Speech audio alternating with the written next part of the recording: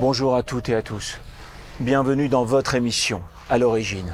Nous sommes aujourd'hui en Israël, à Tel Aviv, sur la fameuse place Bialik. Nous allons recevoir Gilles Darmon. Gilles Darmon est un homme qui avait une carrière incroyable et qui a tout laissé tomber pour créer et travailler pour une fondation, la fondation La Tête. C'est des milliers et des milliers de bénévoles qui travaillent tous les jours pour que le maximum de gens puissent se nourrir et dormir dans un endroit convenable. Tout de suite avec vous. Bonjour Gilles. Bonjour. C'est vous qui avez fondé cette fondation. Pourquoi et comment? Ça ne devait pas être simple en étant un Français qui vient vivre en Israël de regarder aussi largement. Effectivement, ça n'a pas été simple, mais avant de vous raconter cette histoire, je voulais partager avec vous la joie et le bonheur que j'ai de participer à cette émission.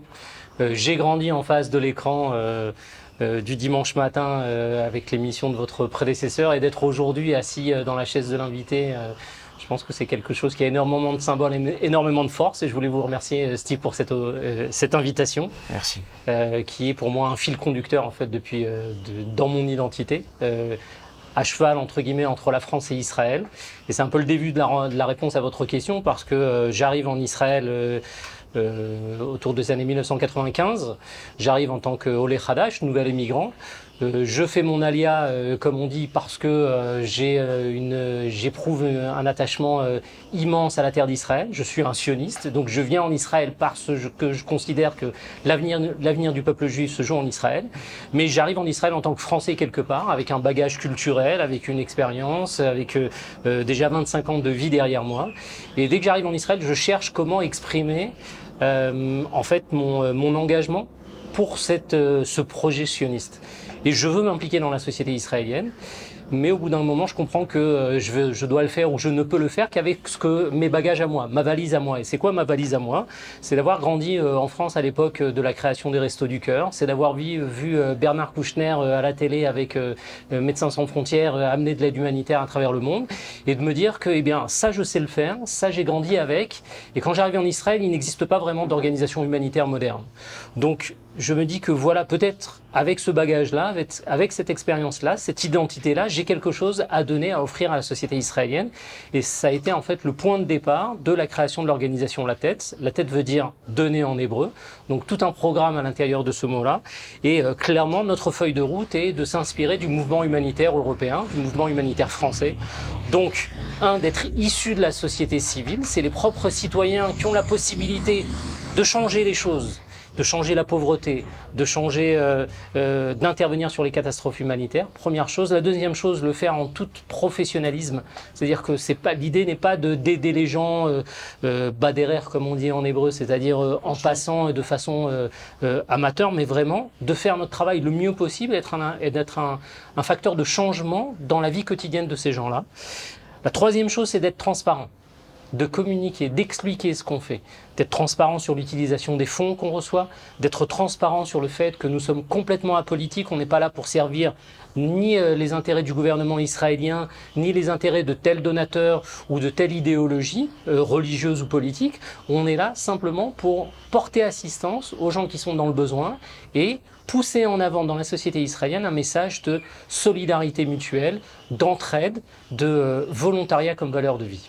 Donc voilà en gros le programme qu'on a sur la table quand on commence notre chemin en 1996. On a la chance d'avoir une organisation humanitaire française qui est là un petit peu pour nous parrainer, pour nous apprendre le métier. Et c'est comme ça que d'un petit bureau dans Tel Aviv, pas très loin d'ici, Rehov Gordon, la rue Gordon, où on écrit un petit document de 40 pages en disant voilà ce qu'on va faire, voilà comment on va créer une organisation humanitaire nationale qui va changer la société civile israélienne. Alors à l'époque c'est un peu présomptueux parce que je suis tout seul, que je parle pas l'hébreu, que je connais personne, que j'ai pas d'argent, mais que l'amour et l'énergie qui m'attache à cette terre, à ma nouvelle terre, me sert de moteur et de motivation et de boussole. Et voilà comment La Tête commence, il y a plus de 27 ans. Nous n'avons pas beaucoup l'habitude de faire beaucoup d'émissions sur des associations, mais il y a quelque chose dans votre fondation et dans votre démarche qui est profondément ancré dans le judaïsme, qui sauve une vie, sauve l'humanité tout entière. Combien de familles et de personnes isolées aidez-vous? Aujourd'hui, la tête a un impact auprès d'à peu près 100 000 familles à travers le pays. On pense qu'on touche à peu près 400 à 500 000 personnes. Et au-delà de ces familles-là qu'on assiste quasiment quotidiennement, il y a aussi un programme à destination des rescapés de la Shoah. En temps normal, on assiste plus de 1600 rescapés de la Shoah, notamment avec l'aide de la Fondation pour la mémoire de la Shoah.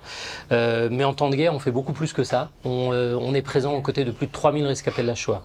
Donc ça, c'est notre cœur d'activité. C'est là où on va changer le quotidien et la réalité de ces familles en difficulté. Mais si vous prenez l'ensemble des activités de la tête, on intervient aussi à peu près auprès de plus de 2000 adolescents à travers notre mouvement de jeunesse. On aura peut-être l'occasion d'en parler plus tard dans l'entretien. Et là aussi, on est un facteur de changement pour ces enfants-là. Donc on va dire que plus ou moins la tête va changer la vie de presque un demi-million de personnes en Israël. Et si vous rajoutez le nombre de personnes qui soutiennent notre activité, soit qui nous donnent des denrées alimentaires quand on leur demande à la sortie des supermarchés, soit qui sont volontaires au sein de l'organisation, soit qui tout simplement nous donnent de l'argent, eh bien je dirais que sur 2 ans, c'est près d'1 million d'Israéliens qui sont à nos côtés pour essayer de changer de cette société israélienne. C'est-à-dire plus de 10%? Plus de 10%, largement plus de 10% de la population israélienne. À cette solidarité envers l'autre? À cette solidarité, alors il est clair que si vous regardez, on va faire un petit pas de côté, parce que d'où vient ce principe de solidarité? Bien sûr, il vient des valeurs du judaïsme, mais il est aussi intrinsèquement lié à l'identité sioniste. Quand vous avez les pères fondateurs du sionisme, que sont Théodore Herzl ou que sont Jabotinsky, la notion d'entraide, d'intervention sociale, elle est critique, elle est clé. Si vous prenez par exemple les écrits de Théodore Herzl, donc le fondateur du sionisme, pour lui, le futur État juif, le nouvel État juif a 2 objectifs. Bien évidemment, régler la question de l'antisémitisme. Quand il assiste au procès de Dreyfus dans la cour des Invalides, il se dit « ça peut plus durer », mais aussi de régler la question sociale du peuple juif. Herzl, quand il rédige son fameux livre, revient d'une tournée, ou en tout cas d'un voyage en Europe centrale, où il a été confronté de façon directe à la pauvreté des shtetl à l'époque, que ce soit en Ukraine, en Russie ou en Pologne. Et il se dit, de la même façon que l'antisémitisme ne peut pas continuer, on ne peut pas laisser le peuple juif dans cette misère-là. Il faut faire quelque chose. Et le futur État juif doit donner aussi une réponse à la question sociale, à la misère dans laquelle était la majorité du peuple juif à l'époque de Théodore Herzl. Donc en fait, on s'inspire de ces valeurs-là. C'est dans cet esprit que s'inscrit la démarche de la tête. Et ce qui fait qu'aujourd'hui, on est porté par, je dirais, un enthousiasme populaire. On l'a vu particulièrement pendant la guerre, si vous me permettez. Pendant la guerre, il y a eu plusieurs études qui ont été faites pour évaluer le niveau de solidarité des Israéliens. Et en fait, on s'est aperçu que, selon des chiffres vérifiés, que plus de 35% de la population, pendant les premiers mois de la guerre, ont fait soit acte de volontariat, soit acte de donation. 35% de la population israélienne, si vous retirez les nouveau-nés ou les personnes très très âgées, non indépendantes, etc., c'est quasiment, pratiquement toutes les personnes adultes qui se sont mobilisées pour faire partie de cette chaîne de solidarité. Heureusement, la tête a bénéficié de cet élan, de cette générosité, de cet enthousiasme, et c'est pour vous donner un peu l'identité de cette société israélienne qui, au moment de crise, sait se retrouver, sait se mobiliser, sait mettre de côté ses dissensions internes, et Dieu sait si nous n'en manquons pas, et pour faire front, pour faire face à l'adversité, qu'elle soit sociale, qu'elle soit de guerre, qu'elle soit humanitaire. En tout cas, à chaque fois, il est au rendez-vous, et c'est non pas une surprise, mais je crois une bénédiction de ce pays, de ce peuple et de ce nouveau projet sioniste depuis 75 ans. Comment obtenez-vous les aides alimentaires que vous fournissez?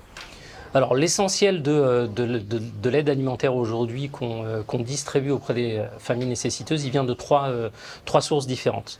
La première source, c'est le partenariat qu'on a avec l'industrie agroalimentaire israélienne, à l'image de ce que fait en France la Banque alimentaire. En fait, en étant très très proche de ces grandes entreprises, vous êtes probablement familier avec des noms comme Tnuva, comme Strauss, comme Osem, qui sont les grands noms de l'agroalimentaire israélien.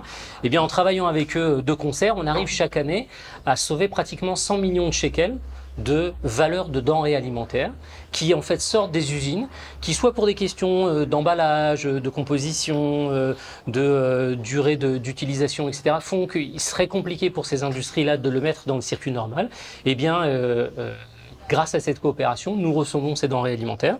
En plus de ça, vous avez les denrées alimentaires qu'on arrive à sauver auprès des supermarchés, quelques jours avant leur pactoquet, parce que la boîte de... la caisse de tomates s'est un petit peu abîmée sur le fond, ou des choses comme ça. Là aussi, on reçoit énormément de donations des supermarchés, c'est presque 80 millions de shekels. Donc l'un dans l'autre, on arrive à sauver, food saving comme on dit en anglais, 180 millions de shekels de denrées alimentaires chaque année qui sont réinjectées dans le circuit. 180 millions de shekels, ça fait à peu près 40-45 millions d'euros pour donner une ordre de grandeur que nous sauvons, de denrées alimentaires que nous sauvons. Donc ça, c'est la première source. La deuxième source dans les trois, c'est simplement l'achat de denrées alimentaires qu'on réalise grâce aux donations qu'on reçoit. Là, on est de l'ordre de 60 millions de shekels. Ça fait à peu près 15 millions d'euros, si je ne me trompe pas. Corrigez-moi hein, si je fais des mauvaises équivalences. Là aussi, donc, on reçoit des donations financières de nos donateurs qui nous permettent d'acheter des denrées alimentaires et de les injecter dans le système. La troisième chose, c'est que 2 fois par an, à Pessah et à Rosh Hashanah, donc septembre et avril, on va positionner des volontaires de la tête à la sortie des supermarchés de la plus grande chaîne de supermarchés israélienne, Supersol, et on va solliciter le public pour ajouter dans son caddie quid d'un kilo de farine, d'une bouteille. J'ai vu ça, c'est bouleversant et c'est magnifique. Et c'est autant intéressant de voir que c'est rentré dans la tradition israélienne, c'est-à-dire quelqu'un qui va faire ses courses à Pessah, sait qu'à un moment ou à un autre, il va tomber sur les volontaires de la tête et qui va rajouter automatiquement, sans qu'on lui demande, son kilo de farine, sa boîte de thon ou son lait maternisé, son substitut de lait maternisé. Ça fait plus de 25 ans qu'on fait ça. Donc c'est vraiment, ça fait partie de l'identité des fêtes de la société israélienne. Et c'est un moment où vous avez presque 300 000 Israéliens qui contribuent à cette opération. Donc voilà les 3 axes. Ça nous permet d'arriver à peu près à 200 millions de shekels de valeur de denrées alimentaires qui sont distribuées chaque année. On le fait à travers un réseau d'organisations locales. Encore une fois, comme la banque alimentaire. Quand on distribue à Kiryat Shmona, on a nos correspondants à Kiryat Shmona. On a une association qui, depuis 25 ans, connaît exactement les familles nécessiteuses, qui travaille en partenariat avec le département d'aide sociale. Donc, toutes ces familles qui reçoivent de l'aide sont quelque part validées par la municipalité en nous disant oui, vous avez raison, ces familles-là sont dans une situation de pauvreté, elles ont besoin d'aide alimentaire. Et donc on a à peu près 240 associations partenaires sur plus de 125 localités, donc on couvre littéralement l'ensemble du pays, l'ensemble des communautés. Et c'est grâce à ces partenaires que nous arrivons à aider ces 500 000 personnes dont on parlait, ces 100 000 familles dont on parlait il y a quelques minutes. Les 1500 ou 1600 rescapés de la Shoah n'ont souvent que pour famille eux-mêmes, parce qu'ils sont restés les seuls survivants. Comment vous les aidez de façon psychologique ou de façon à vivre leur quotidien? Bien, écoutez, comme vous l'avez dit, si on fait un pas en arrière, la première aide de l'organisation La Tête auprès de cette population, c'est d'abord de briser leur solitude. En fait, en étant de façon régulière auprès d'eux, chez eux, à leur côté, on est en train de reconstruire une famille. On est en train de les ramener dans le monde de la réalité sociale, de briser cette solitude-là et de leur dire « vous avez quelqu'un sur qui vous pouvez compter ». Pas plus tard, il y a quelques semaines, un des rescapés de la Shoah, en l'occurrence des rescapés de la Shoah qui fait partie de notre programme, a eu la force de sortir dans la rue. Malheureusement, elle est tombée. Et quand les premiers secours sont arrivés, quand la Magen David Adom, la Croix-Rouge israélienne, est arrivée pour s'occuper de cette vieille dame qui était tombée dans la rue, on lui pose la question classique, vers qui voulez-vous qu'on alerte? À qui voulez-vous qu'on dise qu'il vous est arrivé quelque chose?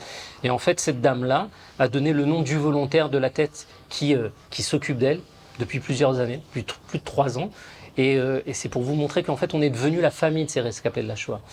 Et malheureusement, la question de la pauvreté et de la solitude vont bien souvent ensemble. Et on est là pour les accompagner dans tout ce qu'ils ont besoin. Pas simplement une aide alimentaire 2 fois par mois, mais s'ils ont besoin d'un traitement dentaire, on est là. S'ils ont besoin de réparer leur salle de bain, de changer la baignoire, qui est un vrai piège quand vous êtes une personne âgée, par une douche, on est là. Quand vous avez besoin de nouvelles lunettes, on est là. Quand vous avez besoin d'un traitement dentaire à domicile, on est là. On est vraiment comme une famille en fait. Comme le dernier recours pour ces personnes-là.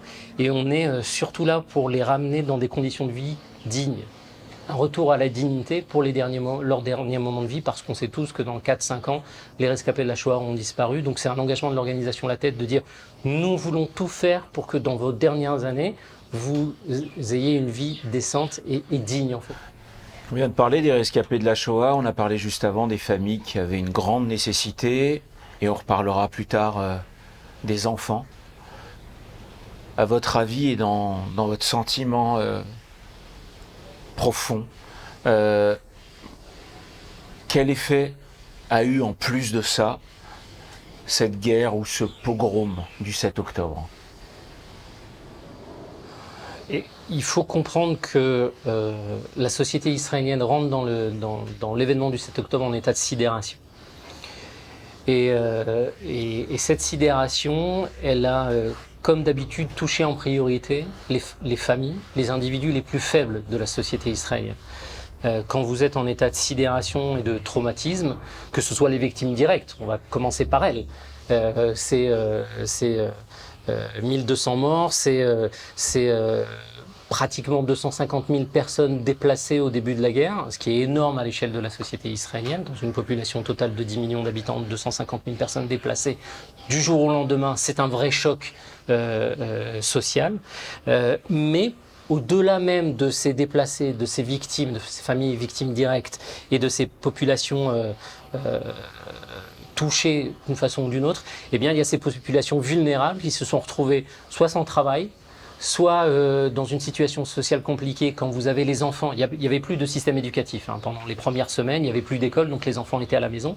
Comment vous faites pour aller au travail quand vos enfants sont à la maison et qu'il y a des alertes toutes les demi-heures? Comment vous faites pour rentrer l'argent dans le foyer pour pouvoir faire face à vos dépenses?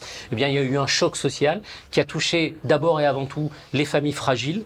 Et ces familles fragiles, c'est en fait les gens que nous aidons nous. Et il a fallu mettre en place un mécanisme extrêmement rapidement pour pouvoir donner de l'aide à ces familles, mais surtout doubler ou multiplier pratiquement par 3 le travail de La Tête.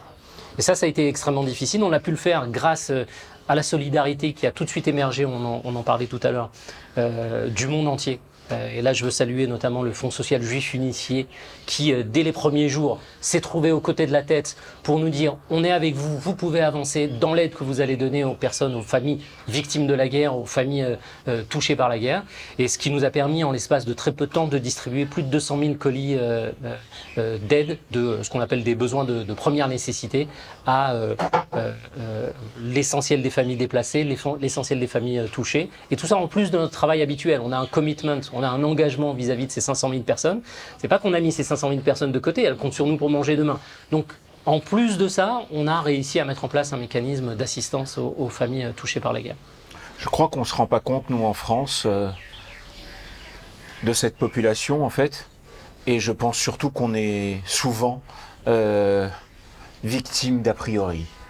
Parce que forcément, quand on parle de la population juive, on pense que c'est une population qui ne peut jamais souffrir ni de pauvreté, ni de manque de moyens. Combien d'Israéliens vivent sous le seuil de la pauvreté? Alors là, il y a effectivement, et vous avez raison de le noter, un espèce de paradoxe. Dans l'esprit de l'opinion publique, Israël est un pays riche, est un pays puissant économiquement, etc. Mais si je vous dis qu'aujourd'hui, d'après les chiffres de La Tête, il y a plus de 24% de la population qui vit en situation de pauvreté. 24%, c'est probablement le pays le plus pauvre de l'OCDE. Vous savez, cette organisation des pays industriels. On est chaque année, selon le classement de l'OCDE, entre le premier, le deuxième ou le troisième pays le plus pauvre de l'OCDE. Et je crois que c'est un des revers de la médaille de cette fameuse Startup Nation dont on parle. Eh bien, nous, on parle de la Soup Kitchen Nation. C'est la nation de la soupe populaire aussi.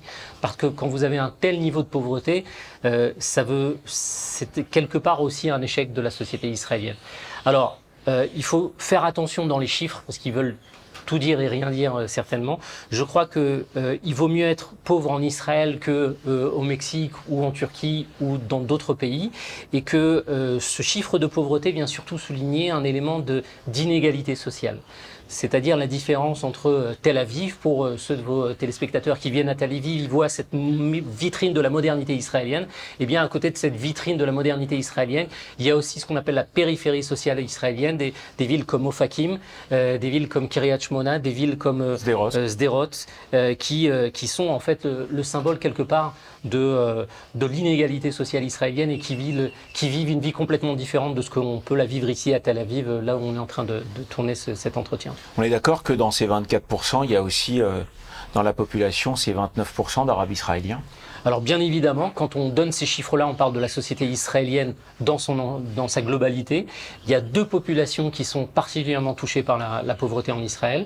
C'est la population des Juifs ultra-orthodoxes, que ce soit Bnei Brak, Mea Shearim, Beitar Illit et tous les endroits où vous avez une forte population de Juifs ultra-orthodoxes. Et vous l'avez dit, de la population arabe israélienne aussi, qui est très touchée par le phénomène de pauvreté. Alors paradoxalement, il y a presque un effet miroir entre ces deux communautés, parce que la pauvreté de la communauté juive orthodoxe en Israël est expliquée par le fait que la sous-employabilité des hommes dans les familles ultra-orthodoxes qui décident d'aller étudier plutôt que de travailler, et c'est la femme qui devient la personne qui génère les revenus pour le foyer. À l'inverse, dans la société arabe israélienne, on explique cette pauvreté beaucoup par la sous-employabilité des femmes au foyer de la communauté arabe israélienne, où là, l'essentiel de l'effort de revenus de la famille est sur les épaules de l'homme de la famille. Quelle est la proportion des travailleurs pauvres? Alors, là, il y a un phénomène aussi en Israël qui est, je dirais, commun à l'ensemble du monde industrialisé. C'est quelque chose qui a émergé depuis une quinzaine, une vingtaine d'années, qui fait que si jusqu'à présent, jusqu'à il n'y a pas longtemps, le travail, il y avait un contrat social en fait entre la société et les individus. Je travaille, je suis à l'abri de la pauvreté. Eh bien, depuis 20 ans, on a ce phénomène-là extrêmement fort qu'on appelle le phénomène du travailleur pauvre, qui est assez documenté un peu partout dans les économies développées, qui fait que même si vous travaillez, vous pouvez être en situation de pauvreté. Et c'est le cas en Israël. En Israël, 70% des gens qui sont en situation de pauvreté travaillent. Si on regarde précisément les chiffres de la tête, puisque chaque année nous publions nos propres chiffres et nous avons une vision très très précise de ce qui se passe, en fait dans les personnes qui reçoivent de l'aide de l'organisation La Tête, plus de 65% travaillent.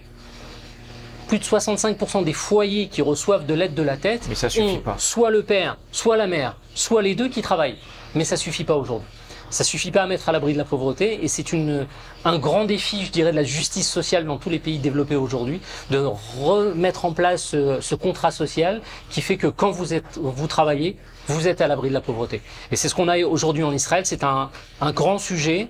C'est un grand sujet de controverse entre les organisations comme La Tête, où nous interpellons régulièrement le gouvernement, parce qu'on peut changer les choses. Hein. C'est pas une fatalité. On peut changer les choses. Il faut de la volonté politique, de la compréhension et un peu de ressources, bien sûr, au niveau de l'État. C'est le dialogue dans lequel, ou la dispute dans laquelle on est engagé aujourd'hui en face du gouvernement israélien, et depuis 15 ans, je dirais. Et à votre avis, est-ce qu'il y a une profonde prise de conscience de ça? Écoutez, quand on a commencé à travailler avec l'organisation La Tête et quand on interpellait les gens ou les politiques en Israël sur les questions de la pauvreté, les gens nous disaient « il n'y a pas de pauvreté en Israël ». De quoi parlez-vous? Il n'y a ni pauvreté, ni insécurité alimentaire. Et en fait, je crois que La Tête a été véritablement instrumentale pour rentrer dans la société israélienne, dans le débat public israélien, la question de la pauvreté. On a clairement allumé, je dirais, le projecteur sur la question de la pauvreté en Israël quand on a commencé à travailler.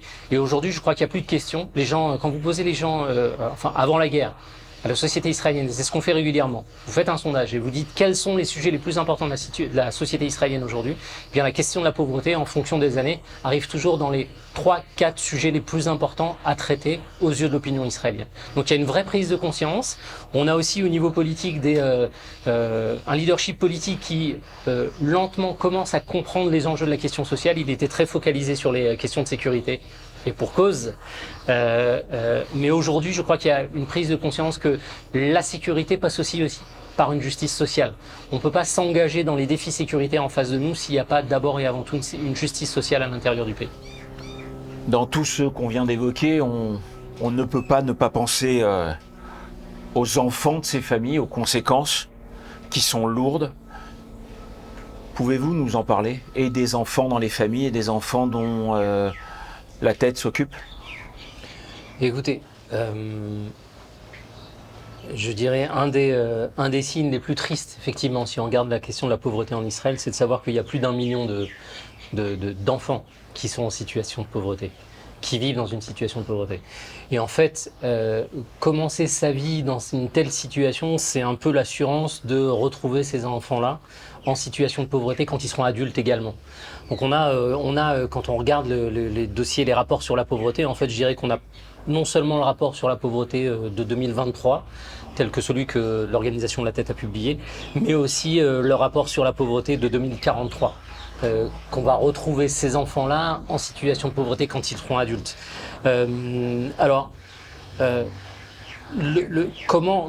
Qu'est-ce que c'est être aujourd'hui un enfant en situation de pauvreté en Israël? Eh bien, c'est être dans une situation où vous êtes dans un système scolaire et que vous n'avez pas accès à quelque chose qui est très populaire en Israël, c'est les activités de l'après-midi. Vous savez que l'école s'arrête en début d'après-midi, donc les familles vont après investir dans des centres aérés, des activités, le sport, etc. Tous ces enfants-là se trouvent complètement en dehors de tout ce monde-là normatif, en fait, d'apprentissage des échecs, du basket, du football, etc., etc., puisque les familles n'ont pas les moyens pour ça. Ça, c'est la première chose. La deuxième chose, il est aussi habituel en Israël de donner des cours particuliers. Vous êtes un petit peu en décalage par rapport, et c'est souvent le cas pour les enfants dans les familles pauvres, vous êtes un peu en décalage, vous avez besoin de cours de rattrapage, etc. Ça aussi, c'est pas accessible. Donc vous vous retrouvez dans une situation où vous vivez une vie complètement parallèle des enfants normatifs. Ça, c'est la première chose. Maintenant, si on rajoute à ça la question de l'insécurité alimentaire, on a des exemples terribles, en fait, de familles qui vont se retrouver à manger des oignons toute la semaine, parce que c'est la seule chose qu'ils ont pu s'acheter, et que soupe à l'oignon à midi, le soir, etc.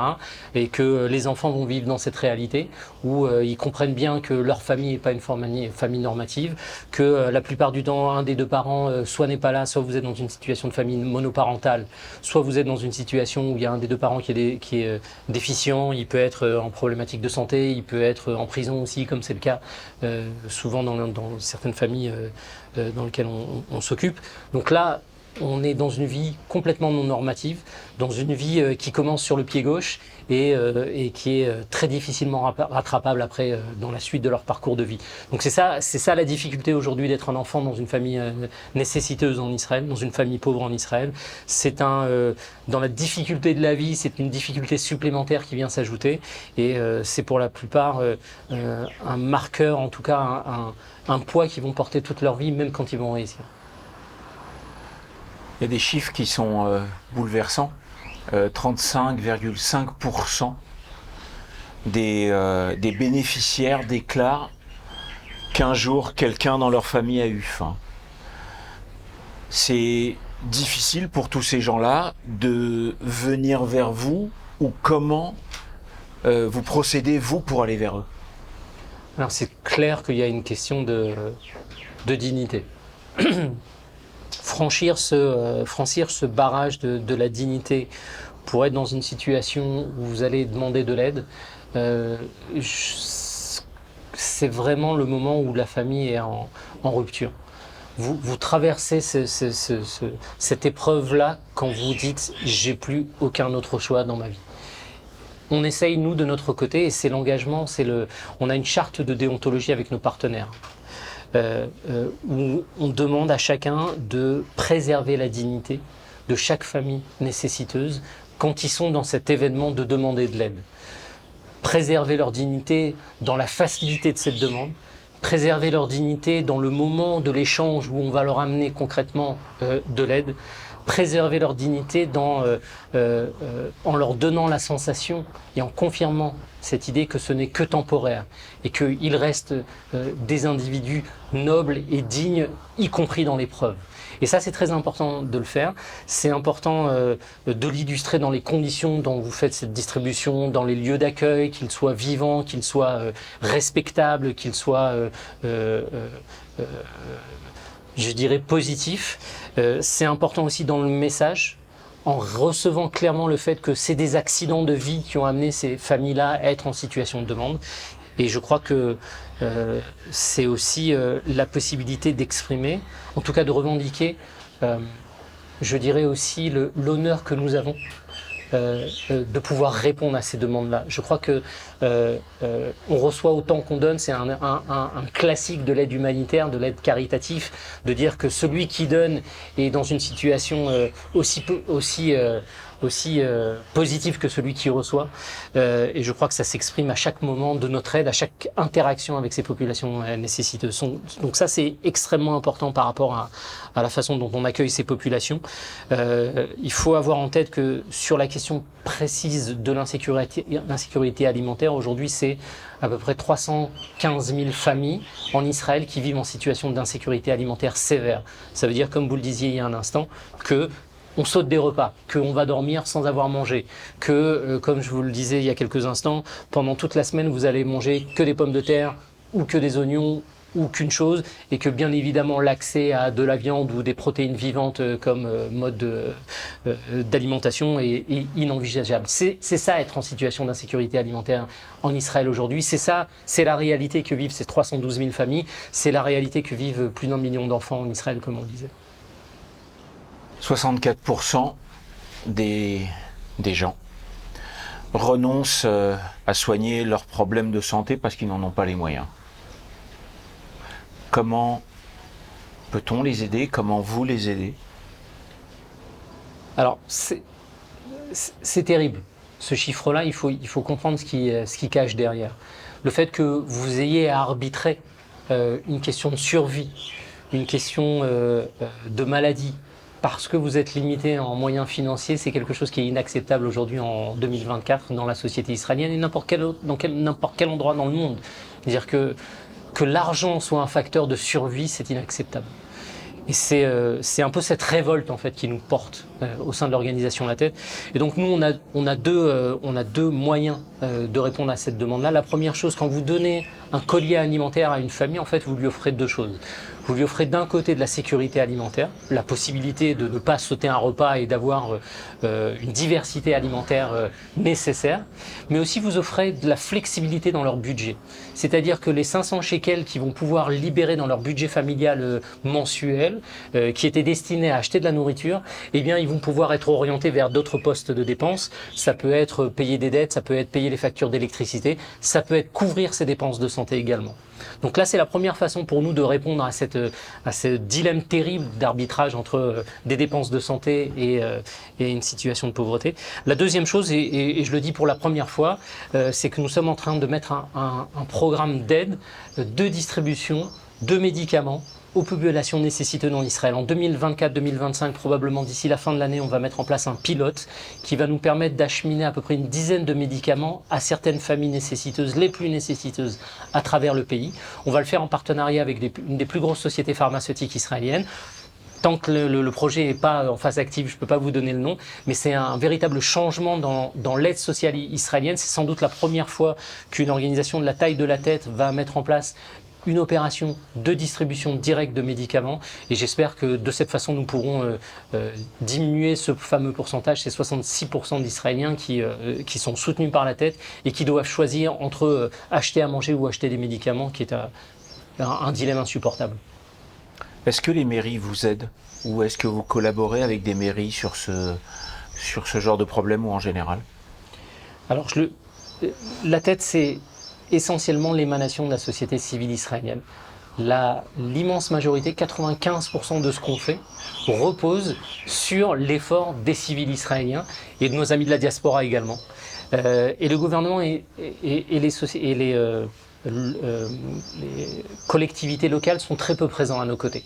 Ils nous aident dans la discussion que nous avons avec eux, par exemple dans la qualification de quelle famille est considérée comme pauvre ou nécessiteuse. Okay. Bien sûr qu'il y a un dialogue avec les autorités, mais malheureusement, je dirais que la beauté en fait de l'action de La Tête, c'est d'être le résultat d'une chaîne de solidarité immense. On le disait, presque 1 million d'Israéliens. Si on compte nos amis et nos familles de la diaspora ou nos soutiens de la diaspora, c'est encore plus. c'est magique en fait. C'est magnifique et je crois que c'est ce qui redonne en fait cette confiance dans l'humanité, cette confiance aussi dans l'avenir de la société israélienne. Quand on voit les difficultés auxquelles on est confronté, quand on voit l'importance du sujet social en Israël, maintenant de cette guerre auquel on doit faire face et qui bien évidemment a un coût social, a un prix social extrêmement élevé. Si on doit citer des chiffres, en fait, presque 14,9% des Israéliens, de l'ensemble de la population israélienne, a vu sa situation économique impactée sévèrement à cause de la guerre. 14,5%, c'est plus d'1 million d'Israéliens, c'est 1,5 million d'Israéliens qui sont impactés financièrement. Si vous prenez en considération ces fameux 200 000 déplacés, là c'est beaucoup plus, c'est 35% des déplacés qui sont impactés économiquement extrêmement fort. Donc, pour revenir à une normalité, ça va prendre des années. Il va falloir accompagner ces familles en termes d'aide alimentaire, en termes d'aide de médicaments pendant longtemps avant qu'elles puissent revenir dans une certaine normalité. Donc là, on rentre dans un espèce de tunnel d'obscurité sociale israélienne due à la guerre qu'il va falloir dépasser. Et la tête est pleinement mobilisée, notre organisation est pleinement mobilisée pour faire face, puisque on considère que c'est notre responsabilité également. C'est ce qu'on dit à la société civile israélienne. On leur dit, c'est à vous aussi d'être actif, proactif, en volontariat, en donation, pour faire en sorte que ces gens-là traversent cette guerre le mieux possible. Je voudrais finir avec une note positive. La jeunesse, la tête. Comment ce programme est ouvert à tous, comment vous les poussez, comment vous les aidez, comment vous les stimulez à continuer à rêver de façon pragmatique et de façon psychologique. Quand on crée l'organisation La Tête, au début, on a deux objectifs. Bien évidemment, de porter assistance aux populations en difficulté en Israël, mais aussi de renforcer les valeurs de solidarité et de volontariat au sein de la société israélienne. Et très rapidement, on est arrivé à la conclusion que si on voulait changer ces valeurs au sein de la société israélienne, eh bien, il fallait parler aux jeunes. C'est la raison pour laquelle on a créé ce mouvement de jeunesse qui s'appelle La Jeunesse, La Tête, en fait, et qui est là depuis 10 ans. Il y a plus de 20 000 gamins israéliens qui sont passés par cette organisation pour mettre en avant ces valeurs d'implication sociale, de solidarité, de volontariat. Et c'est extraordinaire de voir ces enfants-là qui rentrent dans le mouvement de jeunesse vers l'âge de 13 ans et qui en sortent comme des leaders sociaux, comme des gens qui, tout au long de leur vie, vont regarder à côté, vont regarder qui a besoin d'aide, ce qu'ils peuvent faire pour rendre ce monde meilleur, pour rendre cette société meilleure. Et c'est ce qu'on fait avec ces gamins quand on les accompagne pendant 3-4 ans, la durée de tout le programme, essentiellement autour de micro-projets sociaux. On va leur dire, ok, maintenant, bien souvent, c'est des populations à risque, ces jeunes-là. On travaille beaucoup dans la périphérie sociale israélienne. On parlait d'Ofakim, on parlait de Sderot. Nous sommes présents dans ces villes-là. Nous sommes présents aussi dans d'autres communautés, la communauté druze israélienne, la communauté arabe israélienne. Il y a aussi des antennes de l'organisation de la jeunesse La Tête. Et bien souvent, on dit à ces enfants, voilà, jusqu'à présent, tu étais dans la situation de celui qui recevait. On veut qu'aujourd'hui, tu sois dans la situation de celui qui donne, de celui qui est fort. Et ça change complètement la mentalité de ces gamins-là. Et du jour au lendemain, ils vont se relever des acteurs sociaux, des leaders sociaux phénoménaux. Et on leur dit, ok, qu'est-ce que tu veux faire maintenant ? Où est-ce que tu as compris que dans ta ville où tu vis, il y a un problème ? Il y a un problème avec les personnes âgées, il y a un problème avec ce jardin d'enfants qui est complètement délabré, il y a un problème avec ces jeunes dans l'hôpital qui n'ont pas accès à des jeux pour pouvoir passer leur hospitalisation du mieux possible. Et ils vont devenir des entrepreneurs sociaux. On leur dit, ok, trouvez l'idée, trouvez les ressources et soyez les réalisateurs de ce projet. Et chaque année, depuis 10 ans, on fait plus de 150 micro-projets sociaux, que ce soit faire écrire un livre de recettes à la maison de retraite de la ville, que ce soit réparer le jardin d'enfants qui tombe en ruine, que ce soit, je le disais, créer une salle de jeu dans l'hôpital pour enfants malades de la ville. Vous avez ces jeunes gamins de 14-15 ans qui deviennent des entrepreneurs sociaux et qui vont apprendre ce que c'est aider l'autre, mais en étant des initiateurs, en étant des entrepreneurs, pas en étant passifs, pas en répondant à un appel, mais en étant celui qui dit voilà, moi j'ai compris et qui mieux que moi, c'est ce qui manque dans ma ville. Et c'est comme ça qu'on a changé la réalité. En fait, si je cumule, c'est plus de 1500 micro-projets sociaux qui ont été initiés par ces gamins depuis 10 ans. Je trouve ça fabuleux. Et j'ose penser que le formidable élan de solidarité qui a porté la société israélienne après les événements du 7 octobre, eh bien, quelque part, la jeunesse de la tête a mis sa pierre dans cette prise de conscience il y a plus de 10 ans quand on a commencé à travailler avec Oui, les et jeunes. puis il y a une sorte de travail psychologique qui va leur donner quelque chose d'inestimable, c'est la confiance en soi. Exactement. Et si après on mesure un petit peu ce que deviennent ces gamins-là, on voit que leur parcours, que ce soit après quand ils sont sous les drapeaux, ou que ce soit après dans la vie professionnelle, ou même dans leur niveau d'études, eh bien il y a ceux qui sont passés par la jeunesse la tête, Noir la tête, eh bien on va être plus entreprenants, on va être plus successful, et c'est un changement idéologique extrêmement fort. On sait qu'il y a à peu près 3% de la population qui est sans domicile fixe, et je pense que ces chiffres vont malheureusement augmenter avec le temps qui passe. Et après ce pogrom du 7 octobre, comment vous les aidez? La question des sans domicile fixe est sans doute la question la plus complexe, la question sociale la plus complexe à gérer en fait. Aujourd'hui, il y a une vraie crise du logement en Israël. La question du logement social est en plus quelque chose qui est très mal géré aujourd'hui au niveau du gouvernement, à l'inverse de ce qui se passe en France aussi, avec cette obligation d'avoir X% de logements sociaux dans chaque municipalité. Ben, malheureusement, en Israël, on n'a pas ce genre de mécanisme-là. Donc vous avez des listes d'attente infinies de dizaines d'années, voire plus, pour pouvoir accéder à des logements sociaux. Et je pense que aujourd'hui, la tête n'est pas active sur ce sujet-là. Vous savez que chaque Israélien, c'est un défi en soi. L'accès à la propriété aujourd'hui en Israël est un défi incommensurable.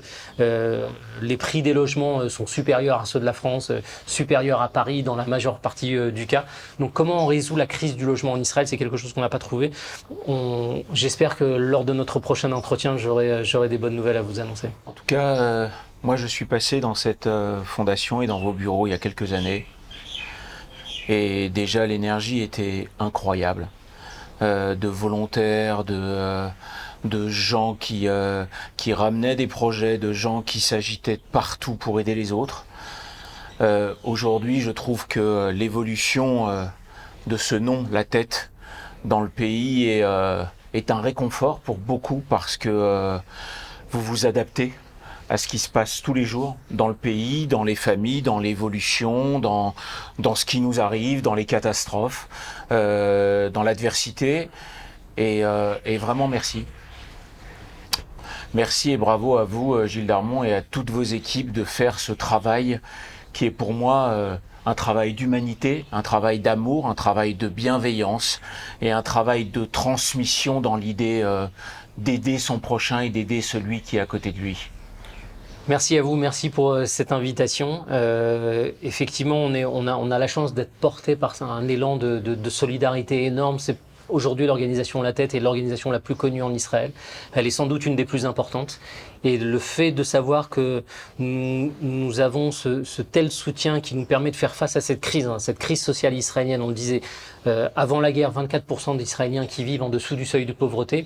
La guerre qui a un impact social terrible, terrible. La société israélienne s'est retrouvée quasiment en morceaux, mais elle a su réagir. Je le disais tout à l'heure, c'est 35% de gens qui se sont levés d'un seul homme pour pouvoir aider les familles en difficulté. Je crois que c'est un message fort d'optimisme dans cette obscurité que nous traversons, et c'est le cas, nous sommes en guerre. Il y a plus de 15 000 attaques de missiles sur Israël depuis le 7 octobre. Et bien à côté de cette obscurité, il y a des raisons d'espérer, il y a des raisons d'être optimiste sur le futur de la société israélienne. Et c'est la solidarité, c'est la mobilisation, et c'est La Tête comme une des organisations israéliennes qui fait ce travail-là de pouvoir donner à ces familles-là les conditions pour traverser le mieux possible, mais aussi, je dirais, pour ne pas donner une victoire supplémentaire à nos ennemis. Je crois qu'il est important de signifier le fait que cet engagement de solidarité, c'est aussi un message à nos ennemis, de leur dire « vous ne briserez pas ». Vous ne contraindrez pas à changer notre vie, et la société israélienne sortira renforcée de cette guerre-là. Et c'est un peu aussi le message de La Tête, et le fait que nous soyons portés par ce formidable élan de générosité et d'amour, comme vous le disiez. Je crois qu'il ne faut pas oublier ce mot-là. Il est clé, c'est le début et c'est la fin de notre action. Jamais. Merci Gilles Darmon. Merci à vous. Derrière l'obscurité, la lumière, c'est sûr. Merci à toutes et à tous de nous avoir suivis. Je vous souhaite une bonne semaine un bon dimanche. Prenez soin de vous.